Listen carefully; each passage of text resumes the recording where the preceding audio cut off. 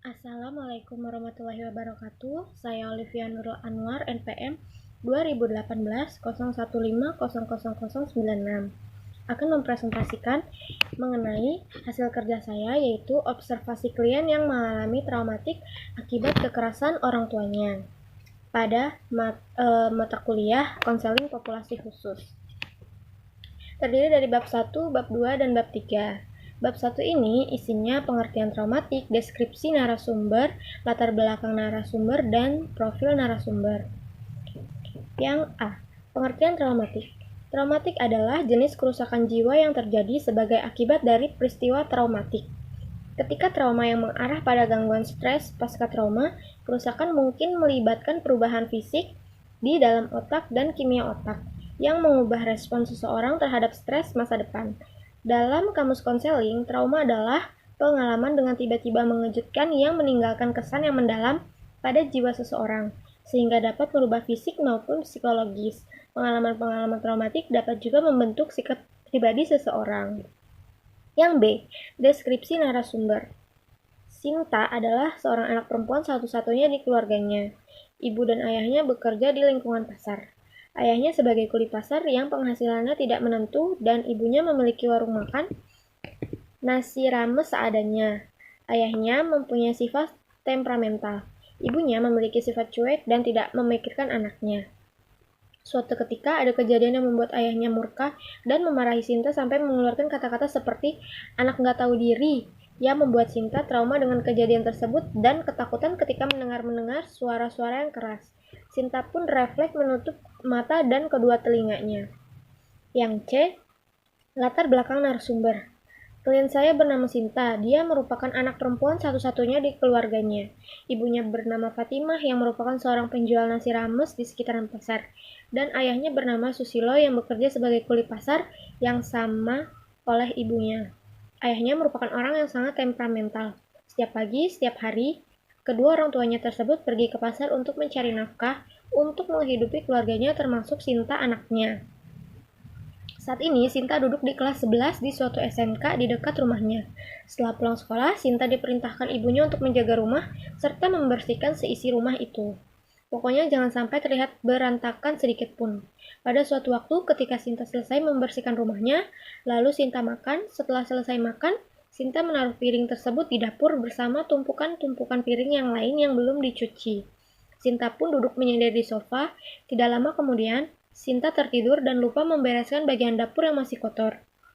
Sore harinya, ayah dan ibunya pulang dari pasar. Ketika ayahnya ingin pergi ke kamar mandi untuk membersihkan diri dan mandi, ayah Sinta tiba-tiba marah-marah dan melempari piring kotor tersebut sampai pecah ke tembok. Sinta pun yang mendengar kejadian itu langsung bangun dan lari ke dapur untuk melihat apa yang terjadi. Sinta dimarahi abis-abisan oleh ayahnya dan sedikit meneteskan air mata sambil mengucap maaf. Akan tetapi ayahnya tidak menghiraukannya dan masih memarahinya sambil berkata, "Anak gak tahu diri."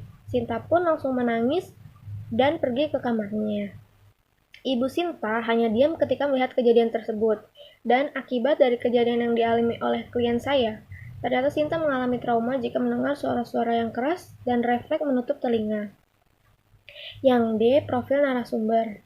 Nama lengkap klien saya ini adalah Sinta Della, berjenis kelamin perempuan, tempat dan tanggal lahir di Jakarta 21 Oktober 2004. Umurnya 18 tahun, kewarganegaraan Indonesia, alamatnya Jalan Pasar Cumpok pada Suka. Agamanya Islam, pekerjaannya pelajar, status perkawinan belum menikah, ya dan ia merupakan anak pertama atau anak tunggal. Selanjutnya yang bab 2 yang berisi yang A. Permasalahan yang sering muncul, analisis kebutuhan, dan potensi yang bisa dikembangkan. Yang A. Permasalahan yang sering muncul pada klien saya. Berdasarkan observasi yang saya lakukan, beberapa masalah yang sering muncul pada diri klien antara lain sebagai berikut. Takut akan suara-suara yang keras dan kencang, suka menyendiri, dan tidak memiliki semangat hidup. Yang B. Analisis kebutuhan klien saya ini, yaitu yang pertama, klien membutuhkan dukungan dan motivasi dari internal maupun eksternal. Yang kedua, klien saya membutuhkan refreshing atau relaksasi. Dan yang ketiga, klien saya membutuhkan kegiatan baru yang lebih positif untuk membantu klien dalam melupakan traumanya. Yang C, potensi yang bisa dikembangkan pada diri klien saya. Yang pertama, berani untuk membuka diri. Yang kedua, berani untuk berkomunikasi dengan orang lain. Yang ketiga, lebih memiliki motivasi hidup. Selanjutnya yang bab 3, ada cara penanganan konseling dan layanan BK yang tepat. Yang A, cara penanganan konseling. Yang pertama itu ada fungsi pemahaman. Fungsi bimbingan dan konseling ini menghasilkan pemahaman tentang diri klien yang dapat digunakan dalam rangka pengembangan klien dan pemahaman tentang lingkungannya. Yang kedua, fungsi pencegahan. Fungsi bimbingan dan konseling yang berupaya mencegah klien agar tidak mengalami sesuatu kesulitan ataupun menemui permasalahan yang dapat mengganggu, menghambat dalam proses perkembangan klien. Yang ketiga, fungsi perbaikan. Fungsi bimbingan dan konseling dapat membantu klien mengubah hal yang kurang baik menjadi lebih baik serta dapat mengatasi berbagai permasalahan yang dihadapinya. Yang keempat, fungsi penyesuaian.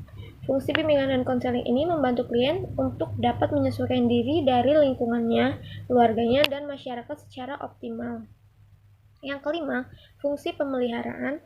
Fungsi bimbingan dan konseling yang bertujuan untuk menjaga agar perilaku klien yang sudah baik agar tidak rusak kembali. Dan yang B, layanan BK yang tepat untuk klien saya ini adalah yang pertama, layanan konseling perorangan.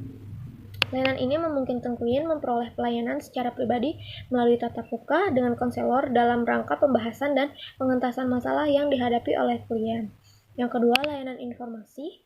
Layanan ini berupaya memenuhi kekurangan seseorang akan informasi yang dia butuhkan. Adapun materi yang dapat diberikan sesuai dengan permasalahan klien saya, yaitu seperti memberikan informasi, mengenal bagaimana cara berinteraksi, dan memulai komunikasi, mengarahkan klien dalam menerima kondisi keluarganya. Dan yang terakhir, layanan konsultasi. Layanan bimbingan dan konseling yang diberikan kepada seseorang untuk memperoleh wawasan, pemahaman, dan cara-cara yang perlu dilaksanakan dalam menangani atau membantu pihak lainnya. Sekian presentasi dari saya, kurang lebihnya mohon maaf. Wassalamualaikum warahmatullahi wabarakatuh.